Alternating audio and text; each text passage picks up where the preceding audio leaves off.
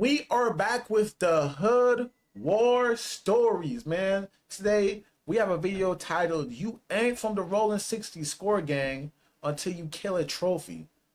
The story of RS, bro. Let's get into it, man. Welcome to Hood War Stories. In this episode, I'll be discussing the life of RS. RS was born on February 28th of 2000. In his early years, he was known as Day-Day and grew up in a home surrounded by a loving family. RS is the younger brother of Ray Ray from Mindless Behavior. Mindless Behavior was a popular early 2010s boy band that gained a strong teen fan base. They were known for catchy songs and synchronized dance routines. You know what's crazy? And I'm going to tell you this right now. Having this type of background, like the gang life, and your brother chose that different path and is doing better for himself and shit like that, I know how like homies could be, and they probably like, oh, your little brother the dancing nigga, huh? Blah this and that, kind of like making a joke of it, and that's how bro end up getting like, so like, okay, now I got a point to prove, like I ain't like that type shit, but in reality, bro, ain't nothing wrong with that, bro. Ray Ray was doing his thing, bro. I remember listening to their songs when I was a kid, bro. For real. Like, I'm not that old. I'm like 20-something. Much like his brother, RS went down a similar path and became part of a boy group. He was part of a rap group called the Cheddar Squad. All right, cool. And he went by the name Day Deuce. But the nature of his rhymes were quite different than his brother's. At 13, his raps consisted of chasing ops and gunning them down. At 15, he made the transition from music and joined the Rolling 60s, and specifically was a part of the Gutter Avenue clique. The Gutter Ave clique is in the front hood section of the 6-0s. They are essentially based on 11th Ave. They are big hustlers and are known to trap out those apartments. And as a member from that side, is expected to go out and demonstrate. In December 2019, he was arrested for carrying a concealed weapon and for unlawful firearm activity. He remained in county jail for a week before securing his release on $35,000 bail. He remained free for a few months, but on May 7th of 2020, a new case was filed against him, charging him with 3 counts of burglary and 1 count of grand theft auto, allegedly committed in November of 2019. After spending a few weeks in county jail, he was released after posting $200,000 bail. Damn. He remained free for... Bro, who is putting up cuz bail?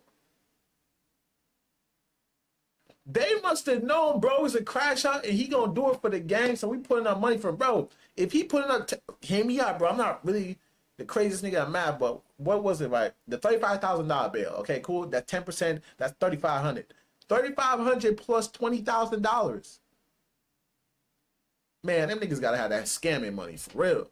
Only a few months before being arrested again in September 2020 for a gun-related offense. He'd bail out a week later for $35,000. Bro, how much money does this nigga have, bro? How much money does this nigga have, gang? Bro, on that money team, bro. Bro, you get all this money, gang. You get all this money, gang. You supposed to be staying out of the way, gang. Damn, cuz got money. A month later in November, he was arrested again on another gun charge, facing 1 count of carrying a concealed weapon and 1 count of carrying a loaded firearm in public. After a month in jail, he posted $100,000 bail. Bruh, who got more money than this nigga, bruh? $10,000 again, up for bail. Bro, and how does he keep getting these bails, bruh? Because they're non-violent offenses? Damn. And be out on the streets again. Around the same time in 2020, the Score Gang began to emerge, a group that RS was a part of. The Score Gang is a sub-clique of the 60s, and many of their members are from the Gutter Avenue clique. He got homies that love him. The group was recognized for both their violent tendencies and their flashy image. All right, cool. I told you them niggas is getting money, bro. I told you them niggas is getting money, bro.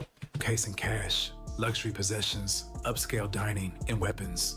With all the different cliques within the 60s, money, bro. It's inevitable. Before I told y'all, bro, before they even showed it to us, bro, did I not tell y'all these niggas is getting money, bro? I know scam likely niggas when I see them, bro.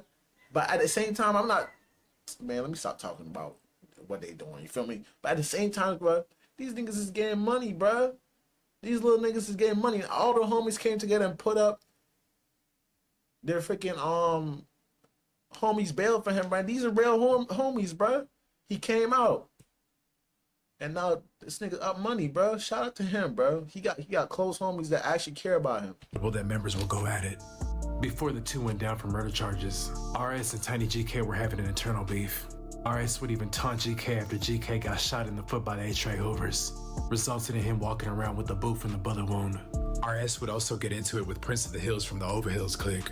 Prince of the Hills' father is a big reputable from the Overhills 60s. It's said the issue stemmed from Prince of the Hills allegedly pushing up on RS's lady.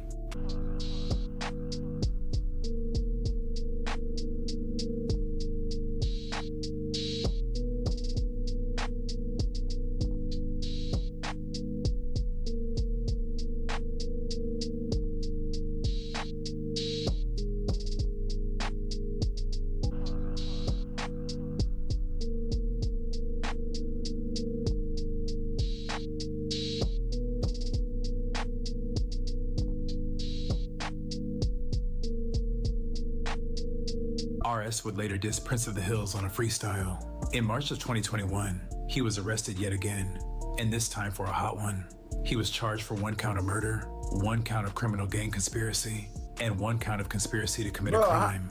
Hear me out, right? Hear me out, right? I understand, bro. You a hooper, right? Don't get me wrong. You're a hooper. We get that. We clearly see that. My nigga, how many chances does a nigga have to get to realize you're not on the right path, bro? And it's not even like, yo, I gotta stop gangbanging, bro. But it's like, go get some, like, you already getting money, gang. Live that way, gang. I'm not gonna lie. It's 2026 right now, bro. Everywhere you go, you're on a camera. Niggas is telling. Niggas don't want to do time and all that shit. Bruh. I'm telling you right now, bro, just stay out of the way. It's not that hard. Stay out the way. You already on bail, bro. Bro got over 30 G's in bail, bro. This nigga got over $30,000 in bail, bro. Almost touching 40K in bail. And you're telling me, gang, that you're not gonna stop for a little bit? Okay, cool. Like, let's get these cases out of the way first before, like, that. I always believe, you feel me? Like, if scenarios can change, if you would have did something in life, like, let's say, for example, like, I bit my nail right now. You feel me? Let's say I bit my nail right now. That can stop me from going outside for like 5 minutes in the future. And a car come by and hit somebody or some shit. You know what I'm saying? But if you would have just laid low and get money with your homies, be like, yo, hey, cuz, like, I'm trying to beat these cases first, like, blah, this and that. But yeah, some of the homies don't even want to hear that. You feel me? Some of the homies don't even care. That some of the homies be thinking like, all right, cool, like, man, you already got these cases, you might as well just go do this. You young, you gonna go to jail for 20 years, you gonna come out, you gonna be 40, you gonna be straight still. Co-defendants were charged with a murder that was committed back on May 6th of 2020. On that fatal day, Trey Soldier from the A-Tray Hoovers was at a car wash near Slauson and Hoover when he was gunned down. The time was early in the day, not yet noon, and he was regarded as a trophy from their section. That day was very hot in the city, and the Citizen app kept going off, because not even a few hours later, Bone from Block was gunned down in broad daylight. Bone was one of Toon 5's closest homies, and it's alleged a few bodies dropped after this. After Bone's murder, everyone pointed their fingers at the Hoovers, who openly mocked his death. But it's alleged it wasn't even the Hoovers who did the killing. My guy, like, everybody's gonna mock somebody's death that they got beef with, you feel me? And it's not even on no stuff where it's like, yo, like, I'm purposely just trying to diss you. My nigga, you are the op. You are the op. That we're gonna diss you, but they just dissing because that's what they're doing, because we diss each other all the time. So we're gonna mock your homie's death. And it's not, once again, it's not no disrespect. But I'm just saying how these niggas think. It's alleged that someone within RS's inner circle cooperated. A day after Trey Soldier's murder, he was hit with a burglary case.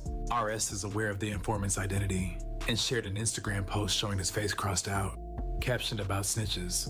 He would also taunt his victim Trey Soldier on his Instagram, making it easier for law enforcement, who were already investigating him regarding the murder. 7 months after being arrested for murder, he'd take a plea deal on his burglary case. Fast forward 2 years later to March 13th of 2023. Through a plea deal, he pleaded to voluntary manslaughter and select gun charges, while the remaining counts, including murder, conspiracy, unlawful firearm activity, and his first pistol case, were dismissed. He was given 11 years for voluntary manslaughter, along with several 16-month sentences for gun and burglary charges. Factoring in 921 days of credit, his total is about 12 and a half years, with parole eligibility set for 2029. A father of 2, including a child born while he was incarcerated, he may soon return home and hold his son for the first time. I'd like to thank you guys for watching. Please like, comment, and subscribe. Bro, I'm telling you this right now. When bro get out of jail, I don't care what nobody say.